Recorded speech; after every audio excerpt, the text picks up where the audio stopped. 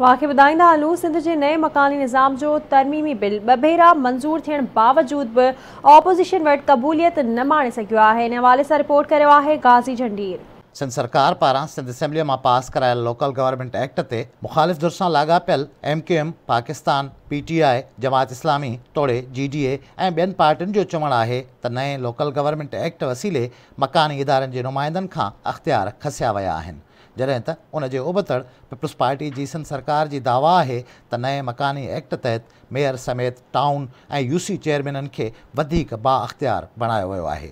Peoples party सां लाॻापियल सूबाई वज़ीरनि जो चवणु आहे त मुखालिफ़ धुर सां ताल्लुक़ रखंदड़ MQM कराची शहर में हिकु भेरो ॿीहर लसानियत ऐं नफ़रत वारी सियासत खे हवा ॾियणु चाहे थी, जेको थियणु न ॾिनो वेंदो। एक अच्छे कानून को और उसके अंदर बेहतरी आने के बावजूद उसको मनफी अंदाज में पेश करके सूबा सिंध के अंदर नफ़रतें पैदा करने की कोशिश करना, लिसानी फसादात कराने की कोशिश करना, लोगों को आपस में लड़ाने की कोशिश करना, कराची को एक मरतबा फिर अल्ताफ़ हुसैन के वक्त का कराची बनाने की कोशिश करना, ये ऐसी चीज़ है जिस पर हम कोशिश कर रहे हैं कि ये अमल ना हो।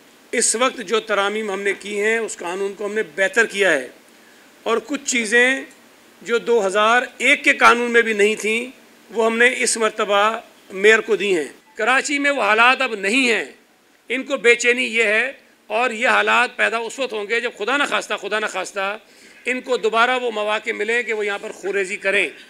हम इन दहशत गर्दों को दोबारा कराची में दहशत गर्दी नहीं करने देंगे, ये बात वो जहन में रख लें। यहाँ पे इन सब की सिफारशात जो हैं वो मौजूद हैं। ये जमात इस्लामी की हमने उनसे कहा था, उन्होंने भेजी हैं थी, ये MQM की तरफ से और ये PTI की तरफ से। तो बहुत सारी जो उनकी सिफारशात थीं, जो उनकी सजेशंस थीं, वो हमने इसमें शामिल की हैं ताकि इस लोकल गवर्नमेंट के जो कवानीन हैं जो इनको मज़ीद एम्पावर किया जाए और उनको ज़्यादा ताकि बेहतर परफॉर्म कर सके। टाउन सिस्टम की डिमांड थी कि ये टाउन सिस्टम कर दिया जाए, वो कर दिया गया है ताकि ज़्यादा बेहतरी के साथ म्यूनसिपल सर्विसेज जो हैं वो प्रोवाइड की जा सकें और लोग उससे मुस्तफ़ीद हों। UCs को भी एम्पावर किया गया है। कराची को एक टाउन मेट्रोपॉलिटन करें, टाउन्स बनाएं, डिस्ट्रिक्ट काउंसिल ख़त्म करें। तो हमने ये किया है, हमारे इलेक्टेड लोग आएंगे और ये UC सतह तक, ये सिर्फ मेयर को, जिस तरह सईद भाई ने कहा कि सिर्फ एक कोई आप सब लोग कहते हैं कि जी सारा कुछ उसके पास होना चाहिए, वो ऐसा नहीं है। हमने तो जो इलेक्टेड है, हमारी तो पूरी कोशिश है जो आम काउंसलर है उसको ज़्यादा एम्पावर करें ताकि वो डिलीवर बेहतर कर सके। पहिरियों भेरो जॾहिं पीपल्स पार्टी पारां सिंध असेंबली जे ऐवान मां अपोज़िशन जी मुखालफ़त बावजूद लोकल गवर्नमेंट एक्ट पास करे गवर्नर ॾांहुं उमाणियो वियो त मुखालिफ़ धुर जे मेंबरनि गवर्नर सां मुलाक़ात करे बिल मंज़ूर करण बजाए वापसि मोकिलण जी दरख़्वास्त कई, जंहिं बाद गवर्नर बिल ते एतिराज़ हणी वापसि करे छॾियो। मुखालिफ़ धुर जो एतराज़ हो त नए लोकल गवर्नमेंट एक्ट में लोकल काउंसिल मां अणचूंडियल शख़्स खे मेयर बणाइण, मेयर जी ॻुझी चूंड कराइण समेत KMC जूं इस्पतालूं ऐं स्कूल सिंध हुकूमत हवाले करण वारो कानून खेनि मंज़ूर नाहे ऐं सिंध सरकार बिल बाबति अपोज़िशन सां सलाह मशवरो करण बदिरां उजलत में बिल पास करायो आहे। एतिरे क़दुरु जो ॼम ऐं फ़ौती सर्टिफिकेटनि वारा अख़्तियार बि मकानी नुमाइंदनि खां वापसि वरिता विया आहिनि। टैक्स लेने का अख्तियार लोकल गवर्नमेंट से खत्म, स्कूलों का जो थोड़ी बहुत कहीं होती थी वो अख्तियार भी खत्म, हेल्थ की अगर कहीं लोकल गवर्नमेंट सिस्टम के बाद अख्तियार था वो भी खत्म। हर किस्म का अख्तियार लोकल गवर्नमेंट से ले लिया, हर इख्तियार सूबाई वजीर के पास। और किसी भी वक्त ये भी लिख दिया, किसी भी वक्त एक सिग्नेचर के जरिए किसी भी मेयर से, किसी भी चेयरमैन से कोई भी इख्तियार सूबाई हुकूमत ले सकती है। वो बल्दियाती निज़ाम बनाए कि हम तो देखिए लीडरशिप नीचे से पैदा होती है, इख्तियारात निचली सतह तक जाने चाहिए।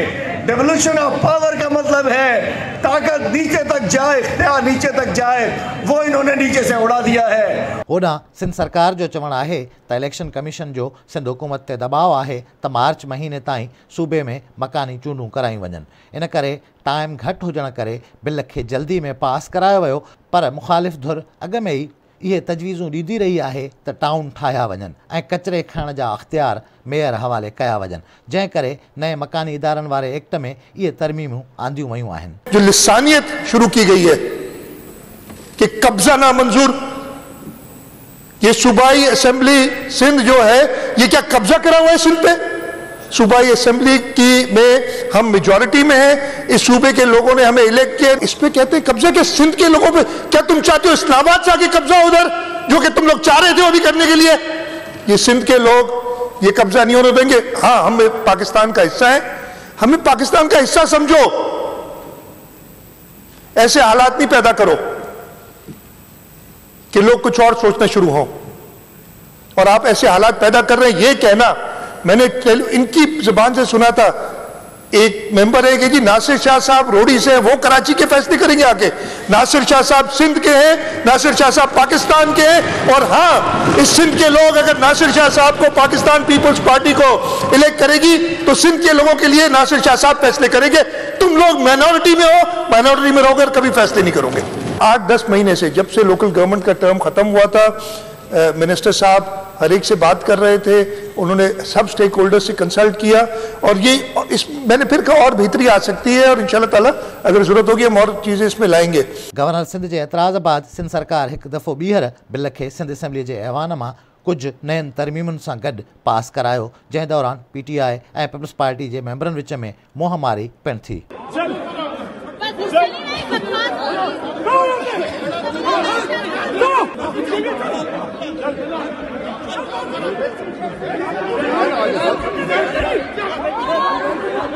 लोकल गवर्नमेंट एक्ट ॿियो भेरो अददी अक्सीरियत सां पास थियण खां पोइ बि मुखालिफ़ धुर उन ते शदीद एहतजाज कंदे उन खे रद्द कयो आहे। लोकल गवर्नमेंट एक्ट ते ॿिनि पार्टियुनि जी मुखालफ़त पंहिंजी जाइ ते, पर MQM पाकिस्तान जो रवैयो वधीक एग्रेसिव ऐं मुख़्तलिफ़ आहे। एतिरे क़दुरु जो सिंध जी गादीअ वारे शहर में एहतजाजी मुज़ाहिरनि दौरान जेके बैनर ऐं पेनाफ्लेक्स हया विया आहिनि, उन्हनि में नफ़रत आमेज़ ऐं चिड़ ॾियारींदड़ मवाद ऐं नारा पिणु लिखिया पिया वञनि, जंहिंसां सूबे में रहंदड़ माण्हुनि में विछोटियूं जनम वठण सां गॾोगॾु शहर जे अमन अमान में ख़लल पवण जा इम्कान पिणु वधी रहिया आहिनि।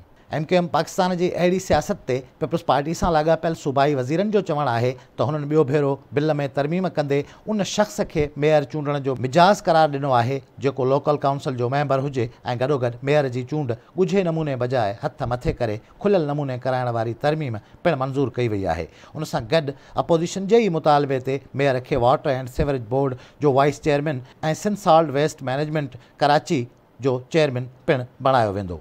सिंध असेंबली में बिल ॿियो भेरो पेश करण खां अॻु पीपल्स पार्टी पारां वफ़द जी सूरत में जमायत इस्लामी ANP नून लीग वटि वञी खेनि एतमाद में वठण जी कोशिश बि कई वई, पर MQM ऐं PTI अञा बि बिल जी शदीद मुखालफ़त करे रहियूं आहिनि। ताज़ो पिणु मकानी इदारनि वारे सूबाई वज़ीर सैयद नासिर हुसैन शाह, सईद गनी ऐं पीपल्स पार्टी जे ॿिनि अॻवाननि सां गॾिजी करे ANP अॻवान शाही सैयद सां मुलाक़ात करे खेसि मकानी इदारनि वारे नए एक्ट बाबति एतमाद में वठण जी कोशिश कई आहे। होॾां MQM जे एहतजाजी मुज़ाहिरनि में पीपल्स पार्टी सां गॾु धरती धड़नि खे पिणु तनक़ीद जो निशानो बणाइण, नफ़रत पखियण वारी रवश खां पोइ पीपल्स पार्टी अॻवान बि MQM ते सख़्तु तनक़ीद करे रहिया आहिनि। संदन चवणु आहे त बिल जी मुखालफ़त करणु अपोज़िशन जो हक़ आहे, पर उनखे बुनियादु बणाए MQM पाकिस्तान हिकु दफ़ो ॿीहर सिंध जी राजधानीअ वारे शहर कराचीअ खे मुतहिदा जे बानीअ जो शहर बणाइण ऐं पूरे सूबे में नफ़रत पखियणु चाहे थी। पीपल्स पार्टी जी सिंध सरकार जी दावा आहे त नए लोकल गवर्नमेंट एक्ट में तरमीम करे DMCs जी जॻह ते टाउन्स ठाहिया विया आहिनि